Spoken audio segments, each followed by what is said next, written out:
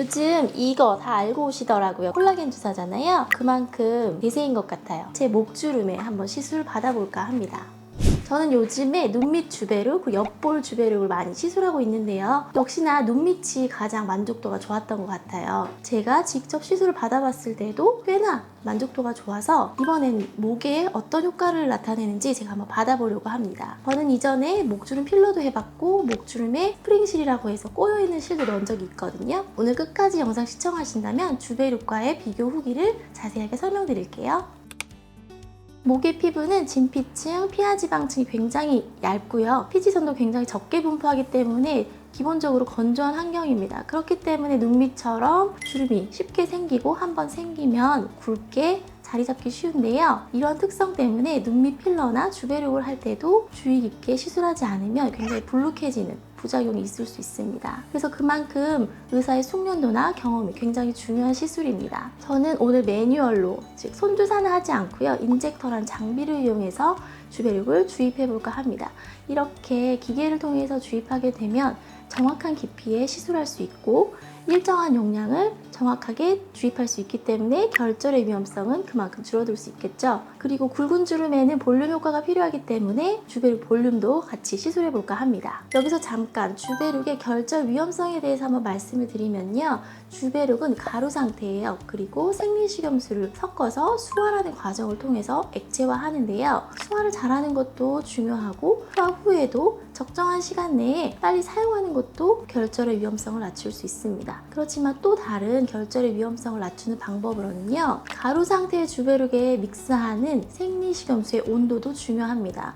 너무 차가운 생리식염수를 섞게 되면 그만큼 결절의 위험성이 높아지거든요. 그래서 미온수의 생리식염수를 섞어야 합니다. 그리고 또 하나는 단독 사용입니다. 칵테일 요법처럼 효과를 좋게 하기 위해서 주베룩에 다른 주사제를 섞는 경우들이 있는데요. 그렇게 할 경우에는 결절의 위험성이 올라간다고 되어 있습니다. 그래서 저희 병원에서는 안전을 최우선으로 하기 때문에 다른 제품을 섞지 않고 단독 사용을 원칙으로 하고 있습니다.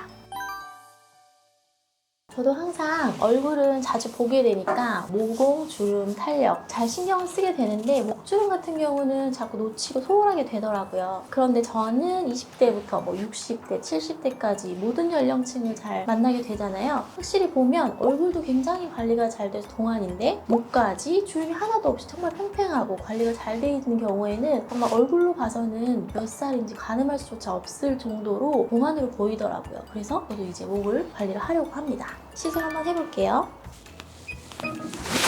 시작합니다. 원장님은 아직 세로주름은 없는데 그럼 아직은 괜찮은 거 아니에요? 세로주름은 보통 50대에서 60대에 나타나기 시작해요. 근데 얼굴은 이미 40대에 유지하는데 목에 세로주름이 보였다 늦었어요. 얼굴과 목의 괴리가 너무 커지면 이제 얼굴이 더 나이 들어 보일 수 있어요. 그래서 굵은 가로주름, 그리고 가느다란 가로주름, 세로주름 이 순서대로 이제 점점 생기는데 세로주름이 이미 보였다. 이건 더 많은 비용과 몇 배 더 많은 노력이 필요한 거죠. 그럼 원장님은 목주름에는 어떤 실을 넣으셨어요? 저는 30대 때부터 목에 주름이 굵게 있더라고 유전인가 봐요. 그래서 스캐폴드 실이라는 게 있어요. 이 가느다란 실이 막 꼬여 있어요. 여러 가닥이. 부피감을 주는 거거든요. 그래서 이 굵은 주름에 넣으면 필러를 넣은 것처럼 이렇게 부풀어 올라요. 그래서 채워져 보이는 건데 그것도 나름 괜찮았어요. 만족도가. 주베룩을 해보면 더 비교하기 좋을 것 같아요. 목에 주베룩하고 일주일 경과인데요. 볼륨을 채웠던 부위는 조금 옅어진 정도의 느낌이고요. 타이트닝 된 느낌 정도 있습니다. 하지만 이제 필러나 다른 실리프팅에 비하면 볼륨 효과는 3번을 채워야지 올라오는 거기 때문에 굵은 주름에는 저라면 필러 정도, 실리프팅을 더 추천을 드리고요. 이런 가로 잔주름용으로는 아무래도 리쥬란 같은 것보다는 스킨보톡스나 이런 콜라겐 주사를 번갈아서 한다거나 하면 좋은 대안이 될 수 있을 것 같아요.